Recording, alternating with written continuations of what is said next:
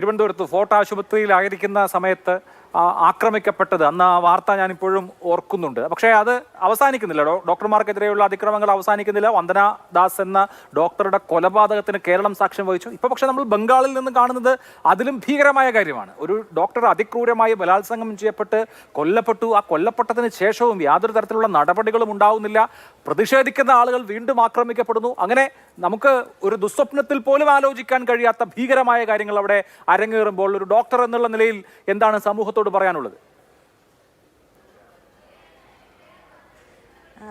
നമസ്കാരം. ഞാനിപ്പം എൻ്റെ PG ബോംബെയിൽ ചെയ്തുകൊണ്ടിരിക്കുകയാണ്. അപ്പം അറ്റ് ദ സെയിം ടൈം എൻ്റെ കൊളീഗ് ഡൽഹി മൗലാനയിൽ PG ചെയ്യുന്നുണ്ട്. അപ്പം രണ്ടിടത്തെയും സെക്യൂരിറ്റി സിസ്റ്റമാണ് ഞങ്ങൾ പലപ്പോഴും ഡിസ്കസ് ചെയ്യുന്നത്. അപ്പം അവൾക്ക് ക്ലിനിക്കലി ഡ്യൂട്ടി എല്ലാം കഴിഞ്ഞ് പോകുമ്പോഴത്തേക്കും ഈവൻ ഒരു 5 o'clock കഴിഞ്ഞാൽ പോലും പബ്ലിക്കിലേക്ക് ഇറങ്ങാൻ പറ്റത്തില്ലെന്നാണ് പറയുന്നത്. അത്രമാത്രം ബുദ്ധിമുട്ടാണ് അവർക്ക്. അപ്പം ഞങ്ങൾക്ക് കുറച്ചുകൂടെ സേഫ്റ്റി ഉള്ളതായിട്ടാണ് ബോംബെയിൽ ഞങ്ങൾക്ക് ഫീൽ ചെയ്തിട്ടുള്ളത്. പക്ഷേ ബാക്കിയുള്ളിടത്ത് നോക്കുമ്പോഴത്തേക്കും വളരെ സേഫ്റ്റി വളരെ മോശം അവസ്ഥയാണ്. ഈവൻ റെസ്റ്റ് ചെയ്യാനൊരു റൂമില്ല, നമുക്ക് ഒന്ന് ഫ്രഷ് ആവാനായിട്ടുള്ളൊരു റൂമില്ല, എങ്ങും ഒരു സെക്യൂരിറ്റി സിസ്റ്റം പ്രോപ്പറായിട്ടില്ല. എന്തുകൊണ്ടാണ് ഈ ആരോഗ്യ പ്രവർത്തകർക്കെതിരെയുള്ള ഈ അക്രമം ഇങ്ങനെ കൂടിക്കൂടി വരുന്നത് എന്തുകൊണ്ടാണ് എന്നുള്ളത് ഇപ്പോഴും എന്താണ് അതിനൊരു സൊല്യൂഷൻ നമ്മൾ പറയുന്നുണ്ട് പലപ്പോഴും. ഇങ്ങനെ ചെയ്യാം അങ്ങനെ ചെയ്യാം എന്നൊക്കെ പല സൊല്യൂഷൻസ് നമ്മൾ വെക്കുന്നുണ്ടെങ്കിലും അതൊരിക്കലും ആപ്ലിക്കബിൾ ആവുന്നില്ല. അതാണ് ഒരു മെയിൻ പ്രശ്നം. ഇപ്പം നമ്മൾ ജസ്റ്റിസ് എന്ന് പറഞ്ഞു, നമ്മളിപ്പം ഡൽഹിയിലെ ക്രൈം കഴിഞ്ഞപ്പോഴത്തേക്കും കുറേ നാൾ നമ്മൾ സമരം ചെയ്തു. അപ്പോൾ കുറേ നിയമമൊക്കെ ഇംപ്ലിമെൻ്റ് ആയി വന്നു.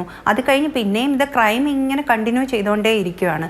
ഇതിലെന്തെങ്കിലും ഒരു 70, 80, 90% നമുക്ക് ഇതിനൊരു റിഡക്ഷനാണ് നമുക്ക് വേണ്ടുന്നത്. ഇത് ഡോക്ടർ എന്നുള്ള രീതിയിലല്ല, ഒരു സ്ത്രീയെയാണ് അത് ആക്രമിച്ചിരിക്കുന്നത്. ഞാനൊരിക്കലും ഒരു ഡോക്ടർ എന്നുള്ള രീതിയിലല്ല ഇപ്പം സംസാരിക്കുന്നത്. ഞാനൊരു സ്ത്രീ എന്ന രീതിയിലാണ് ഞാൻ സംസാരിക്കുന്നത്. ഇത് വളരെ മോശമായ ഒരു നിലപാടാണ് ഇപ്പം ബംഗാൾ നടന്നുകൊണ്ടിരിക്കുന്നത്. അത് പ്രതികളെ ആരെയൊക്കെയോ നമ്മൾ മുന്നിലേക്ക് നിർത്തിയിട്ട് ഇവരാണ് പ്രതികളെന്ന് പറയുന്നു, ഇവരെ കൊല്ലണമെന്ന് പറയുന്നു. പക്ഷേ എന്തുകൊണ്ടാണ് ഇങ്ങനെ ഡോക്ടേഴ്സിന് അല്ലെങ്കിൽ ആരോഗ്യ പ്രവർത്തകർക്കെതിരെ ഈ അക്രമ സംഭവങ്ങൾ ഇങ്ങനെ ഉണ്ടാവുന്നത്? അതിനൊരു സൊല്യൂഷനാണ് നമുക്ക് വേണ്ടുന്നത്. പെർമനൻ്റ് ആയിട്ടുള്ളൊരു സൊല്യൂഷനാണ്. മെയിനായിട്ട് ഇപ്പോൾ അവർ സമരം ചെയ്യുമ്പോൾ അവരെ ഇതിൽ നിന്ന് പിന്തിരിപ്പിക്കുക എന്നുള്ളതാണ്. കാരണം അക്രമങ്ങൾ അവർക്ക് നേരെ ഉണ്ടാവുമ്പോൾ ചിലവർ ഭയന്ന് പിന്മാറാൻ സാധ്യതയുണ്ട്. അപ്പം അങ്ങനല്ല നമുക്ക് വേണ്ടുന്നത്. ഇതിന് രാജ്യവ്യാപകമായിട്ട് ഇതിന് നമുക്കൊരു സൊല്യൂഷൻ കിട്ടുന്നത് വരെ സമരം തുടരണം എന്നുള്ളതാണ് ഞാൻ പറയുന്നത്. ഡോക്ടർമാരുടെ കമ്മ്യൂണിറ്റിക്ക് അതാണ് പറയാനുള്ളത്. സുരക്ഷ, തൊഴിലിടത്തെ സുരക്ഷ എന്ന് പറയുന്നത് ആർക്കും പ്രധാനപ്പെട്ട ഒരു കാര്യമാണ്. ഡോക്ടർമാരെ സംബന്ധിച്ചും അത് അങ്ങനെ തന്നെയാണ്.